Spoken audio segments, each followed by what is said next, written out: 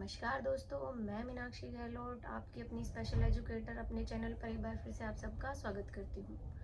आज हम बात करेंगे लैंग्वेज डिले के बारे में। देखिए, बहुत सारे पेरेंट्स के मन में जब अगर बच्चे का स्पीच या लैंग्वेज डिले है तो उनके मन में बहुत सारे क्वेश्चंस होते हैं कि हमारे बच्चे का लैंग्वेज कब आएगा, वो कब बोलना स्टार्ट करेगा, अपनी चीज़ों को कब हमें एक्सप्रेस करके बताएगा कि मुझे ये चाहिए, मुझे इस चीज़ की ज़रूरत है। ऐसे बहुत सारे क्वेश्चंस होते हैं जो पेरेंट्स के मन में होते हैं।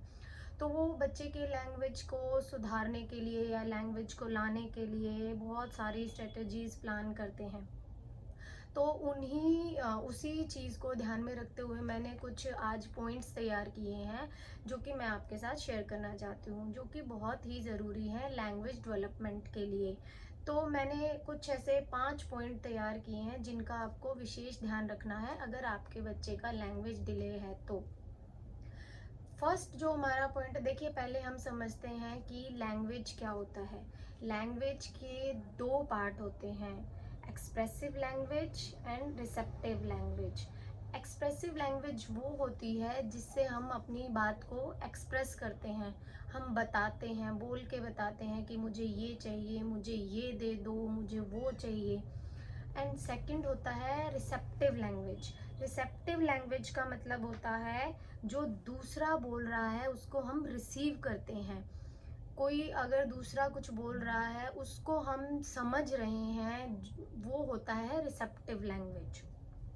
तो उसी के लिए हमें जो मेरा पहला फर्स्ट पॉइंट है उसमें वो है फोकस ऑन रिसेप्टिव लैंग्वेज। आपको सबसे पहले अपने बच्चे की रिसेप्टिव लैंग्वेज पे ध्यान देना है, ना कि एक्सप्रेसिव पे। आपको देखना है कि हमारा जो हम बोल रहे हैं वो बच्चे को कितना समझ आ रहा है, वो हमारी बात को समझ भी पा रहा है या नहीं। अगर बच्चे का लैंग्वेज डिले है तो हम बार बार बच्चे को प्रॉम्प्ट करते हैं, बोलो बोलो, बोल के बताओ, ये बोल के बताओ। नहीं, हमें सबसे पहले इस चीज़ का ध्यान रखना है कि अगर जो हम बोल रहे हैं वो हमारे बच्चे को समझ भी आ रहा है या नहीं। तो जो हमारा फर्स्ट पॉइंट है वो है फोकस ऑन रिसेप्टिव लैंग्वेज। हमें सबसे पहले बच्चे की वोकेबलरी बढ़ानी है, हमें बच्चे को मतलब ये ध्यान देना है कि जो मैं बोल रहा हूँ वो बच्चे को समझ में आना चाहिए ज़रूर, तभी वो अपनी बात को एक्सप्रेस करेगा। जब अगर मैंने बच्चे को बोला कि मुझे ये एप्पल चाहिए तो उसको पहले ये बात समझ आनी चाहिए कि एप्पल क्या होता है और मुझे एप्पल चाहिए, ये बात उसको समझ में आनी चाहिए कि मम्मा क्या बोल रही हैं, वो मुझसे क्या मांग रही हैं। तो अगर उसको रिसेप्टिव ही समझ नहीं आएगा, जो मैंने उसको बोला वो उसको समझ ही नहीं आएगा, तो उसको वो कैसे अपने जवाब को एक्सप्रेस करेगा। तो सबसे पहला पॉइंट मेरा है कि हमें बच्चे के रिसेप्टिव पे सबसे पहले ध्यान देना है और उसके रिसेप्टिव को, उसकी वोकेबलरी को बढ़ाना है। ठीक है, अब आता है सेकंड पॉइंट। सेकंड पॉइंट हमारा है स्क्रीन टाइम।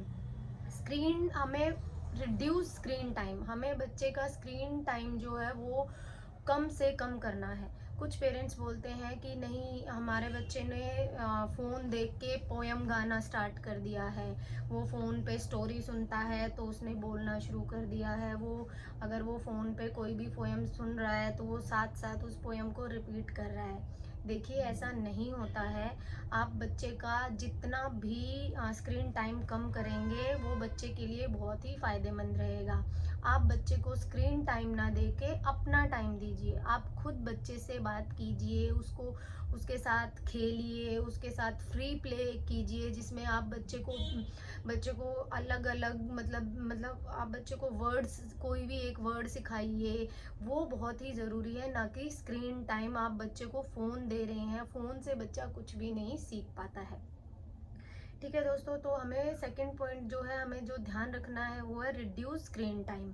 हमें बच्चे को, और ये एक साइंटिफिक भी है कि हमें बच्चे को बहुत ही अगर बच्चा 2 साल का है तो हमें उसे दिन में सिर्फ half an hour he phone देना है। 5 साल तक के बच्चे को अगर बच्चा नहीं सुन रहा है, नहीं मान रहा है, तो आप ज़्यादा से ज़्यादा 1 घंटा उसको फ़ोन दे सकते हैं। इससे ज़्यादा टाइम हमें बच्चे को स्क्रीन टाइम नहीं देना चाहिए।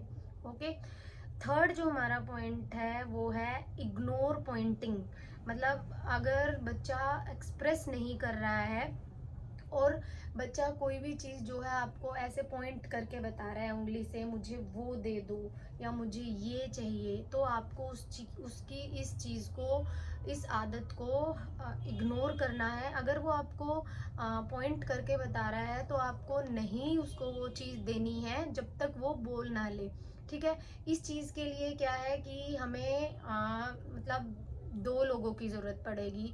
जैसे आप बच्चे को कुछ सिखा रहे हैं, सामने ग्लास रखा है, तो बच्चा अगर पॉइंट कर रहा है कि मुझे, मानो ये बोतल है और बच्चा कह रहा है मुझे ये बोतल चाहिए, लेकिन वो बोल नहीं पा रहा है कि ये बोतल है, लेकिन आपको पॉइंट से नहीं समझना है। उसके साथ आप उसके किसी भाई बहन या उसके पापा मम्मी जो भी घर में है उनको आप पीछे खड़ा कीजिए और उनको बोलिए कि वो बच्चे को ये चीज़ बोल के बताएं कि मुझे ये बोतल दे दो, मुझे बोतल चाहिए।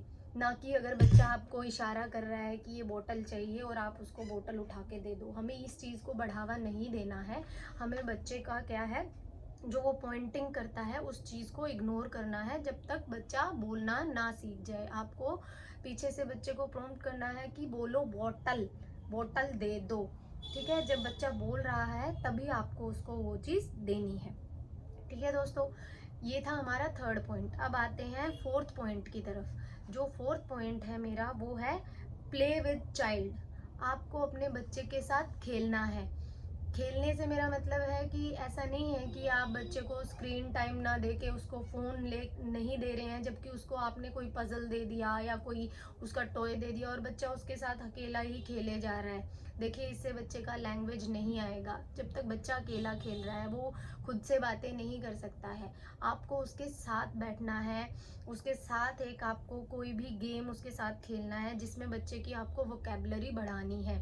आप ब्लॉक्स ले सकते हैं, आप किचन सेट ले सकते हैं, आप डॉक्टर सेट ले सकते हैं। जैसे आपने किचन सेट ले लिया, आपको बच्चे को हाउस होल्ड की कुछ चीज़ें सिखानी है, तो आप किचन सेट लीजिए, बच्चे के साथ बैठिए और बच्चे को खेल खेल में बताइए कि ये प्लेट है, ये ग्लास है, ये चम्मच है। आप उसके साथ साथ उसको ये भी बता सकते हैं कि हम प्लेट से क्या करते हैं।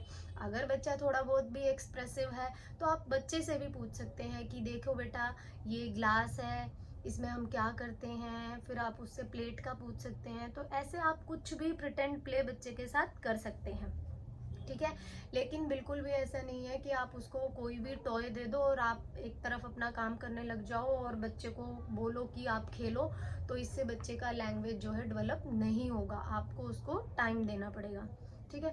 तो अब मेरा जो लास्ट पॉइंट है जिसका आपको बिल्कुल विशेष ध्यान रखना है वो है स्टार्ट अर्ली इंटरवेंशन।